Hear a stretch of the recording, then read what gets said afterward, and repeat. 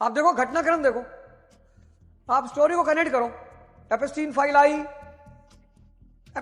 आई, जिस दिन एपेस्टीन फाइल आई मैं समझ गया भाई साहब कोई कांड होने जा रहा है। और मुझे पूरा अंदेशा था कि एपेस्टीन फाइल को बहाना बना के ये पूरी दुनिया को अपने पीछे कर लेंगे। कर लिया, सबका नाम है। कौन सी कंट्री बड़ी कंट्री है जिसके लीडर का, जिसके नेताओं का उसमें नाम नहीं? जेफरी एप्स्टीन इन्हीं के लिए काम कर रहा था। वो फाइल निकाली इन्होंने क्योंकि ये जानते थे कि सारी दुनिया हमारे साथ खड़ी नहीं होगी। और एक ऊंचाई पे पहुंचने के बाद हर व्यक्ति को लगता है कि अगर मेरी बदनामी हुई, मेरी बेइज्जती हुई, तब क्या होगा। बड़ी मुश्किल लगती है पद कमाने में, पैसा कमाने में, नाम कमाने में। बहुत झूठ बोलना पड़ता है इन 3 चीजों को कमाने के लिए। पद, पैसा, नाम, इन 3 चीजों को कमाने के लिए बहुत झूठ बोलना पड़ता है, बहुत मक्कारी करनी पड़ती है। और कोई रास्ता है ही नहीं ना, ये माया का रास्ता। ये तीनों चीजें माया से जुड़ी हुई है, ये तीनों चीजें माया से जुड़ी हुई हैं। और ये माया के सिद्धांत हैं। जैसे सत्य, अहिंसा, ब्रह्म के सिद्धांत हैं, ऐसे ये दोनों माया के सिद्धांत हैं। तो बड़ा जीवन खपाना पड़ता है, बड़ा मरना पड़ता है, बहुत रोना पड़ता है, तब जाके पद, पैसा और नाम क्रिएट होता है। उम्र बीत जाती है आदमी की, 60 साल 65 साल का हो जाता है, और तब उसे लगता है कि भाई अगर मेरा नेगेटिव चेहरा दुनिया के सामने आया तो फिर मैं तो कहीं का नहीं रहूंगा। और यहूदियों को इजराइल से अपना पैसा वापस लेना था। 1920 ब्रिटिश पेट्रोलियम, 1955 बगदाद पैक्ट। और ये जितने भी लोग अमेरिका से जिन्होंने दोस्ती की, यहूदियों से जिन्होंने दोस्ती की, यहूदियों ने और अमेरिका ने बाद में उनको पटक कर मारा बहुत। पूरी हिस्ट्री उठा के देख लो। ये आज ईरानियंस, इनका एक राजा था रजा खान पहलवी, वो तो इनकी गोद में ही बैठा रहता था, जी मालिक, जी मालिक, जी मालिक। कभी सद्दाम हुसैन भी बैठे रहते थे, कभी गद्दाफी भी बैठा रहता था। ये आदमी को अपनी तरफ मिलाते हैं, उसको इस्तेमाल करते हैं, उससे अपने इंटरेस्ट पूरा करते हैं। जिस दिन इन्हें लग जाता है कि ये आदमी मेरे इंटरेस्ट में बाधा बन रहा है, उसके बाद तो बहुत ही खतरनाक दौर से दुनिया गुजर रही है, बहुत ही खतरनाक दौर से। कुछ भी हो सकता है। आयतुल्लाह खुमैनी ने बड़ी बहादुरी से सामना किया, लड़ाई लड़ी, शायद शहीद भी हो गए। ईरान हमारा दोस्त रहा है, पाकिस्तान के खिलाफ हमारा सपोर्ट किया उसने, कश्मीर मुद्दे पे हमारे पक्ष में वोट दिया उसने, एनर्जी डील किया उसने हमसे। 2008 में जब हमारे पास फॉरेन रिजर्व का खतरा पैदा हुआ तो उसने इंडियन रूपी में ऑयल दिया हमको। एहसान है ईरान का हमारे ऊपर।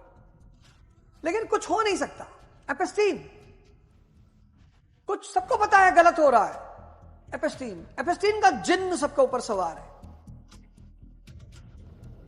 ईरान ने हमारा साथ दिया है। 2008 में फाइनेंशियल क्राइसिस पैदा हो गई, हमारा फॉरेन रिजर्व खतरे में पड़ गया, इंडियन रूपी में उसने हमें ऑयल दिया। कहा यार कोई बात नहीं, ले लो। पाकिस्तान के खिलाफ हमारे साथ खड़ा हुआ, कश्मीर मुद्दे पे हमारे पक्ष में वोट किया उसने। चाबार पोर्ट हम उसका देख ही रहे थे,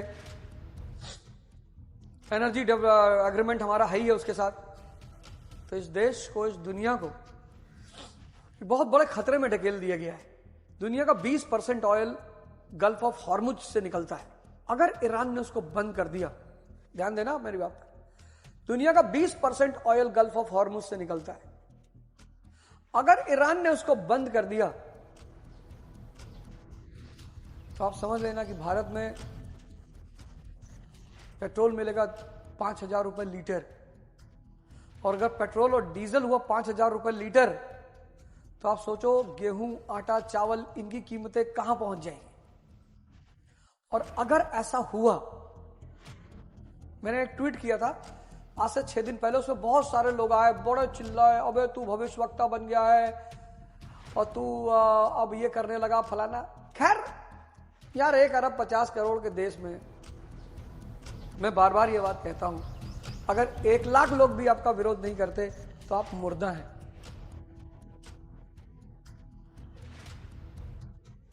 अगर आपके दुश्मन नहीं है तो आप मुर्दा हैं। अगर आपकी कोई बुराई नहीं करता तो आप मुर्दा हैं। अगर आपको कोई गाली नहीं दे रहा, आप मुर्दा हैं। मरे हुए, ये सब मरे हुओं की निशानी। इनसे बाहर आने का नाम है ध्यान, साधना। कितने लोग टेंशन में आ जाते हैं, परेशान हो जाते हैं कि साहब हमको लोग ऐसा कह रहे हैं। कहने दो, 1847 में जब पहली बार दुनिया में तेल मिला, 1847 1847 जब पहली बार दुनिया में तेल मिला, कहां मिला? पेंसिल्वेनिया में। 1860 तेल मिला रोमानिया में। 1910 ईरान, मिडिल ईस्ट। और जिसका ऊर्जा पे कब्जा, जिसका अपने समय की ऊर्जा पे कब्जा, वो दुनिया की महाशक्ति। सिंपल सा नियम है, जिस देश का अपनी समय की ऊर्जा पे कब्जा होगा, ऊर्जा मतलब एनर्जी, वो दुनिया की महाशक्ति होगा। और यहीं से यहूदियों ने, यहीं से 1897 जियोन मूवमेंट, थियोडर हर्जल, यहूदियों को बचाना है, यहूदियों का देश बनाना है।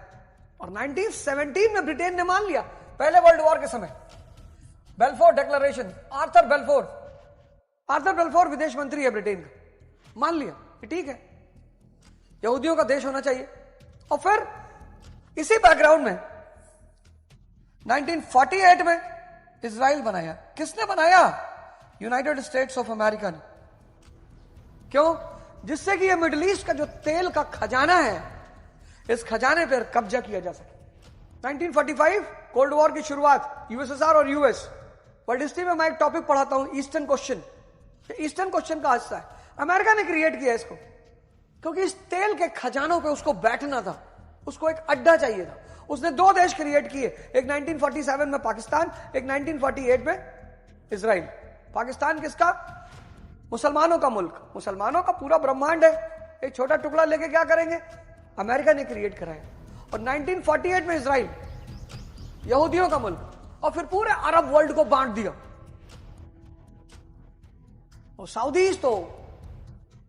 साउदीज आका के खिलाफ जा ही नहीं सकते, सारा पैसा यहूदियों के पास है।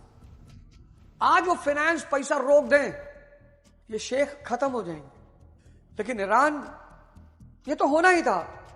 अभी तो जो अस्तर है, कुछ दिन पहले मैं देख रहा था ट्विटर पे, कुछ दिग्गज लोग थे, उनका काम था दूसरों को गाली देना। बहुत गालियां दी उन्होंने दूसरों।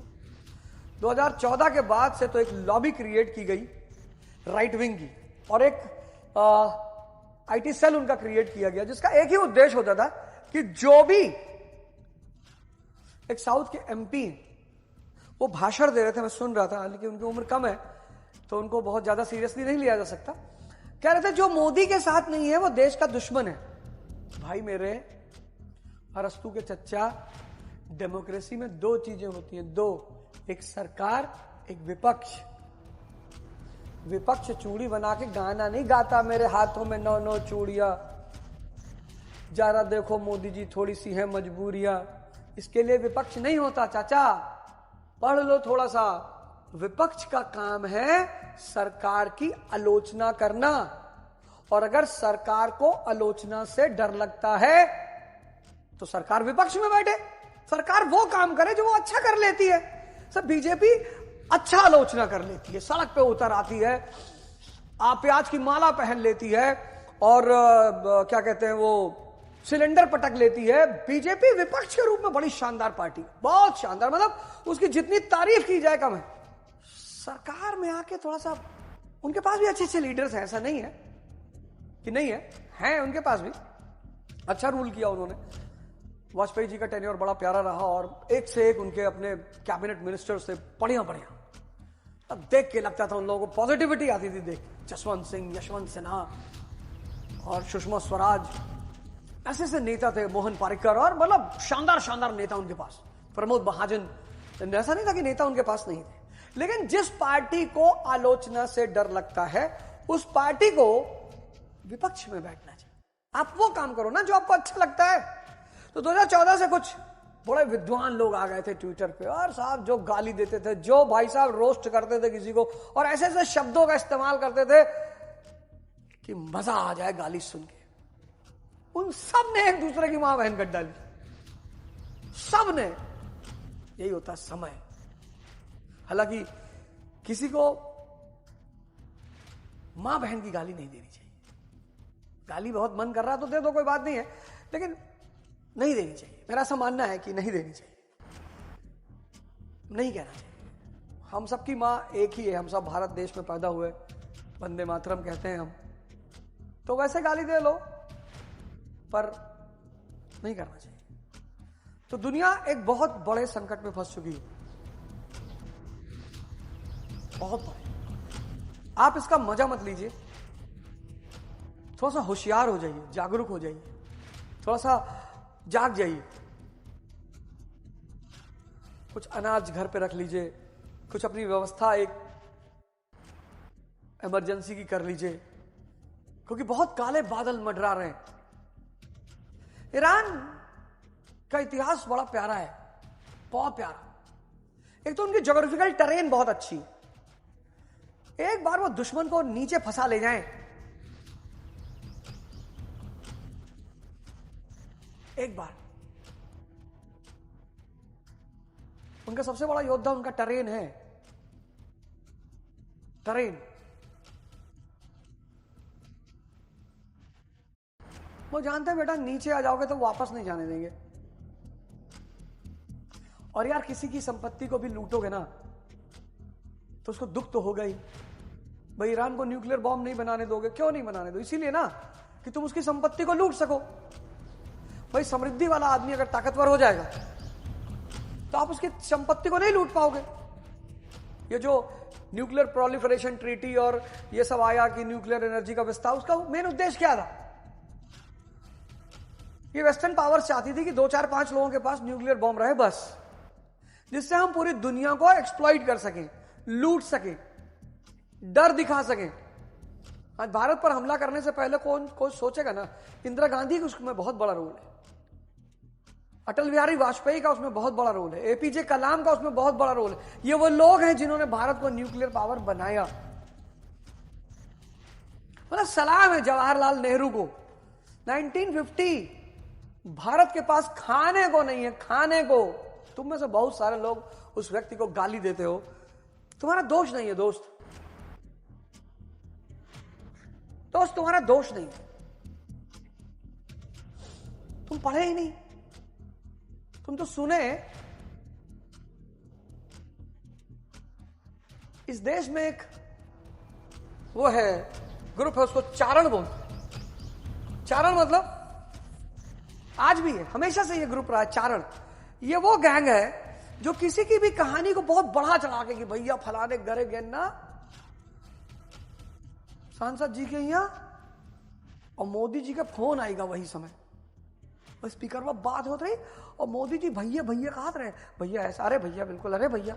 सोचो मोदी, और तू पूछबो ना कौन मोदी हो सके तो विनीत मोदी हो, दिलीप मोदी हो, संजय मोदी हो, लेकिन तू सब मोदी कह दी तो समझो प्रधानमंत्री क्यों ना भैया। अब तू से कहीस, तू गए 10,000 आदमी से और कहे। यहां चाहे तुम संत को देख लो, चाहे बाहुबलियों को देखो, उनकी जो इमेज बाहर होती है ना, वो यही लोग क्रिएट किए। इनको इमेज बिल्डर बोलते हैं।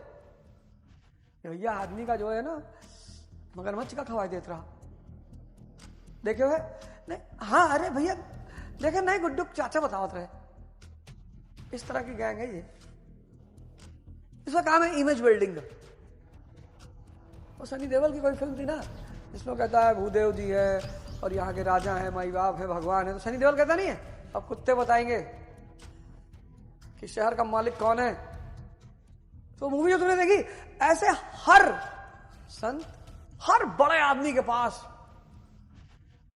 ऐसे 10, 15, 20 लोगों की गैंग है जिनका सिर्फ एक काम है, इमेज बिल्डिंग। 3 सबसे अद्भुत शब्द, कर्म, अकर्म। ये स्थिति आ जाए तो समझ लीजिए आप पार हो गए। विकर्म, कर्म क्या है? यज्ञ ही कर्म है, यानी साधना की विशेष विधि, श्वास प्रश्वास पर ध्यान और संयमाग्नि द्वारा बाहर बह रही इंद्रियों को वापस अंदर खींचना। किसकी, कौन सी अग्नि के द्वारा? संयम अग्नि। ये है कर्म, साधना की विशेष विधि। कर्म, धोखा मत खाइए, कर्म का फल है बिल्कुल। साधना विशेष विधि किसकी? साधना की। कौन सी साधना? श्वास प्रश्वास। ये बाहर जाती सांसें, ये अंदर आती सांसें। सांस प्रश्वास पर ध्यान और बाहर की तरफ बह रही इंद्रियों को संयम की अग्नि द्वारा अंदर खींच लेना। निमोना चावल सामने आ गया, 2 किलो खा गए, 2 किलो खा गए, 18 घंटा बेड पे पड़े, कह रहे यार करवट ही नहीं लिया जा रहा है, तो इतना काहे खा लिए भैया, करवटें नहीं ले पा रहे तो काहे खा लिए इतना है, क्यों खा लिए?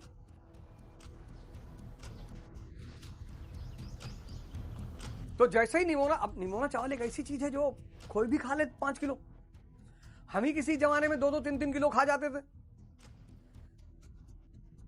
निमोना हरी मटर को पीस के बनाई गई सब्जी, साहब उसका कोई जवाब नहीं,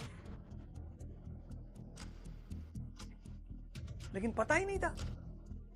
तो जैसे ही खाना सामने पड़ा और तुमने सांस पकड़ी, सारी बाहर भाग रही इंद्रियां अंदर आ जाएंगी। ये कर्म है।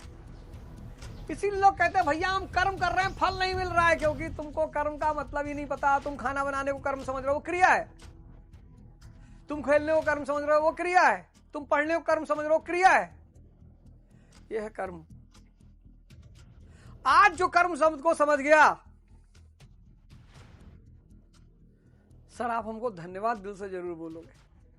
आपने अब तक के जीवन में क्रिया को कर्म समझ रखा था,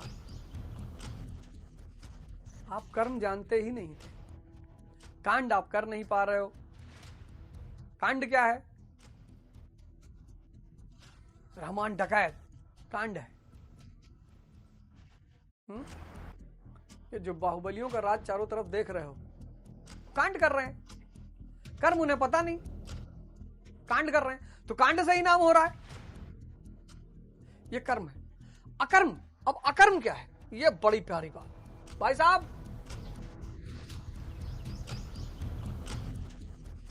अगर ये तीनों शब्द समझ में आ गए होंगे ना, तो आपका जीवन बदल जाएगा। दृष्टा को दिखाई पड़ जाए, दृष्टा को दिखाई पड़ जाए कौन? कर्ता। कर्ता कौन है? सांसें। दृष्टा कौन है? मन। ध्यान में क्या होता है? मन ही अपने आप को कर्ता समझता है। मैं कर रहा हूं, तुम कुछ कर ही नहीं पाओगे बे, कर तो कोई और रहा है। कर्ता कौन है? सांसें। दृष्टा कौन है? मन। बेहोशी की स्थिति में क्या होता है? मन अपने आप को कर्ता मान लेता है। बस वही सारी समस्या की जड़ है। और यहां पे तो साधना इतनी तेज बढ़ती है, यहां से यहां आने में बस थोड़ा सा प्रॉब्लम है। अकाउंट नंबर दे देता हूं, 500 रुपए से लेके 50 करोड़ तक डाल सकते हो तो डाल देना।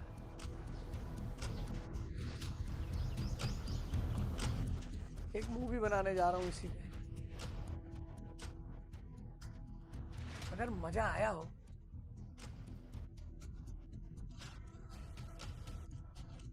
तो विकर्म क्या है? तो ये विकर्म आप्त पुरुष, मुक्त, भगवान। जैसे भगवान अलगड़ानंद, ये क्यों कर्म कर रहे हैं? इनका मैं खत्म हो गया, अब किसके लिए कर्म करने? ये तो भगवान हो गए। कल्याण के लिए, सिर्फ कल्याण के लिए। इसीलिए जब आप जाते हो इनसे मिलने, और अगर इन्होंने आपको आशीर्वाद दे दिया, कह दिया कि जाओ प्रधानमंत्री हो जाओगे। हम जब गए वहां पालघर, टिकट मिला हमको आम आदमी पार्टी से, हम पालघर गए, दीपक बाबा, आशीष बाबा सब लोग थे। गए महाराज जी के सामने, तो आशीष बाबा कुछ बोल रहे थे, दीपक बाबा भी कुछ बोल रहे थे कि कुछ बोल दीजिए और बहुत बढ़िया, और ये वो, कहीं ज्यादा मत बोला ना, हार जी हैं। हार गए।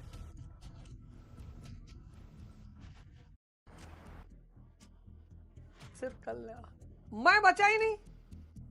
व्यक्ति सारा काम अपने मैं के लिए करता है। जब मैं बचा ही नहीं, जैसे आदमी पागल हो जाए, मैं बचा ही नहीं।